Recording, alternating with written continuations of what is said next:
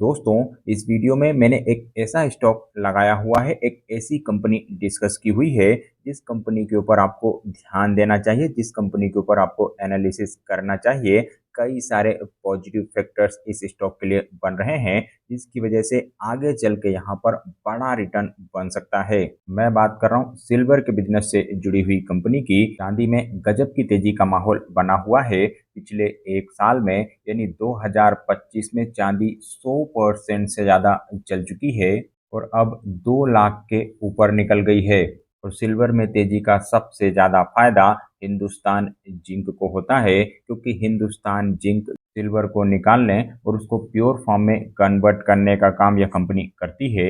यानी सिल्वर की तेजी का सबसे ज़्यादा फायदा अगर किसी को होना है तो वह है हिंदुस्तान जिंक। मीडिया रिपोर्ट्स की माने तो कई कंट्रीज सिल्वर को स्टोर कर रही हैं और इसलिए भी प्राइजेस लगातार बढ़ रही हैं। और यह एक ऐसा मेटल है जिसकी निकालने की स्पीड को आप नहीं बढ़ा सकते। यानी सप्लाई डिमांड के बीच में जो गैप आया है, इस गैप को आप फिल नहीं कर सकते।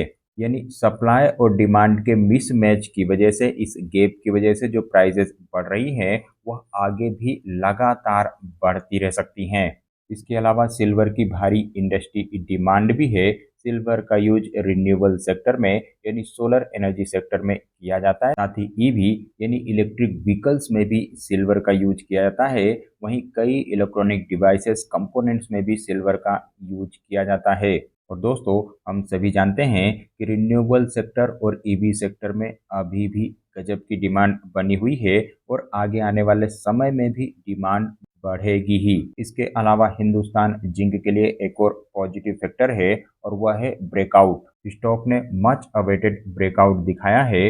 बड़े वॉल्यूम और बड़े गैप के साथ यह ब्रेकआउट हुआ है। तो इन सभी पॉजिटिव फैक्टर की वजह से मेरे हिसाब से आपको हिंदुस्तान जिंक के ऊपर जरूर एनालिसिस करना चाहिए, जरूर ध्यान देना चाहिए। आगे चल के बड़ा रिटर्न यहाँ पर बन सकता है। इसके अलावा यह वेदांता ग्रुप की कंपनी है और वेदांता ग्रुप धमाकेदार डिविडेंड बांटने के लिए जाना जाता है। तो अगर आप इसे लॉन्ग टर्म के हिसाब से पोर्टफोलियो में रखेंगे, अच्छी खासी पैसिव इनकम भी आपको लगातार मिलती रहेगी। तो अगर आप लॉन्ग टर्म के निवेशक हैं, इस कंपनी के ऊपर आपको एनालिसिस जरूर करना चाहिए, यहाँ पर आपको ध्यान जरूर देना चाहिए।